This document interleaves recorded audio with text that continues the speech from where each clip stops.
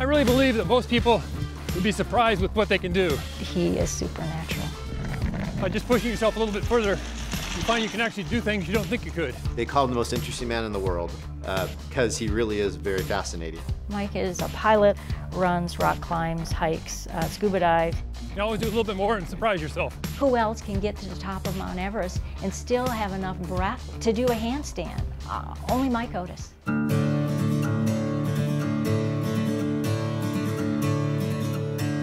My name is Mike Otis, Senior Manager for Strategic Planning at Honeywell. My hobby is adventures.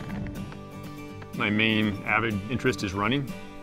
I've run about 45 or a little bit more marathons over about 20 years.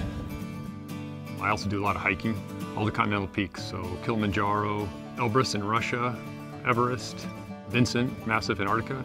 I'm not an adrenaline junkie, I'm a calculated risk junkie. So if he gets to any mountain that's 14,000 foot or above, it's his requirement that he does a handstand. I don't know that there's any reason for it other than he can.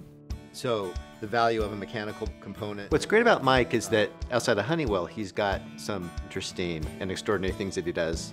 He basically takes that same enthusiasm, that same passion, and brings a lot of that into Honeywell and applies it to his job. The other thing we can do is also have some... My favorite thing at working at Honeywell is the people, by far.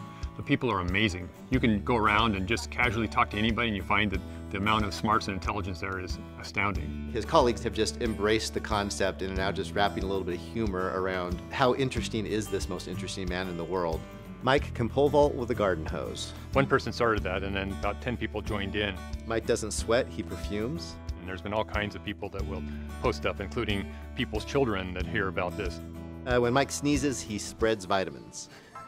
I know how dedicated Mike is to work. He is there every single day other than, I don't know, did he tell you about his plane crash? The physicians told Mike he'd never walk without a cane again, and he certainly would never run. Less than a year later, he summited the highest mountain in Antarctica and ran the marathon race at the end of it in snowshoes.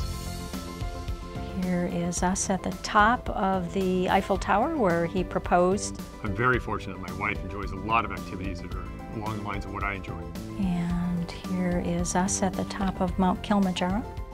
We climbed Kilimanjaro and got married on top. Most people are aware of how supernatural Mike is physically, but one of the things maybe they're not aware of is his kindness, and that's what drew me the most to Mike.